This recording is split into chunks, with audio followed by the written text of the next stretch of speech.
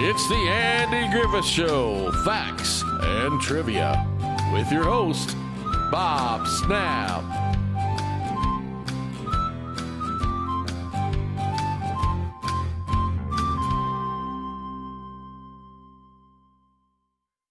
Hi guys, welcome to the Andy Griffith Show, Facts and Trivia. Appreciate you being here. Today's video is on, remember the Rimshaw house from the Haunted House episode? Here's some fun facts about the Rimshaw house from the Andy Griffith Show. Let's take a look. One of the most beloved and humorous episodes of the Andy Griffith Show is The Haunted House, which aired in October of '63. During season 4 of the popular series, Opie Taylor's baseball accidentally goes through the window of an abandoned home that is known as the Rimshaw house. This property was once owned by a local man, now deceased, who referred to as Old Man Rimshaw. Legend indicates that he chained up his hired man and hacked him up with an axe. It is implied that the house sits on the outskirts of town, but the Rimshaw home actually is located to the right of the Taylor house.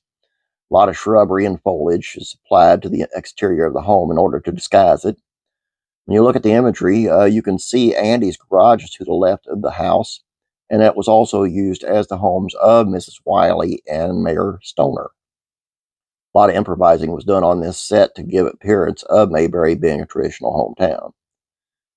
In the haunted house, a moonshiner by the name of Big Jack Anderson was secretly set up his bootlegging operation in the basement of the Rimshaw home. He, along with the town drunk Otis Campbell, uses the legend of the house being haunted to their advantage to keep their still a secret. When Opie and his friend try to retrieve the baseball, they hear ghostly sounds coming from the house and run to the sheriff's office. Otis, who's just about to be released from jail, perpetuates the legend of the haunted house with a floating axe. The exterior of the Rimshaw home was featured as belonging to Aunt Pitty-Pat in Atlanta in the 1939 classic movie Gone with the Wind. A number of the buildings and scenery that made up the community of Mayberry were first used in Gone with the Wind. Both were filmed on the RKO 40-acre lot in Culver City, California, where the props were used as its exterior for a number of films. In the haunted house, Andy, Gomer, and Barney go to the Rimshaw place, and after initially being frightened, figure out there that moonshiners were using the place, but there were no ghosts. There is a photo of an old man Rimshaw where the moonshiners place their own eyes in the slots, and it looks as if people are being followed.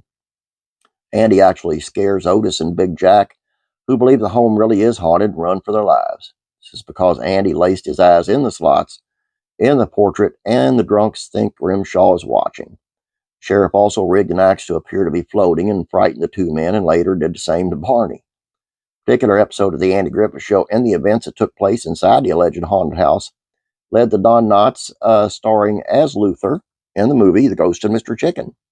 Although a different house was used for the movie, the interior as well as what went on inside were based on the Rimshaw house.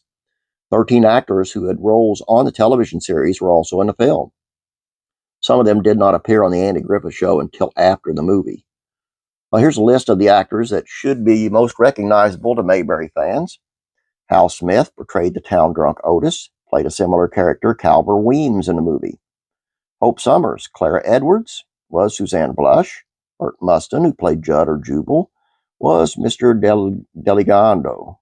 And Miss Rita Shaw, Eleanor Poultice, was in an uncredited role. Cliff Norton, who appeared once as Wally, the garage owner of the Andy Griffith Show, was the bailiff in the movie. Ellen Corby, grandma from the Waltons, was one of the townspeople. In Mayberry, she was the woman who sold Barney the clunker car.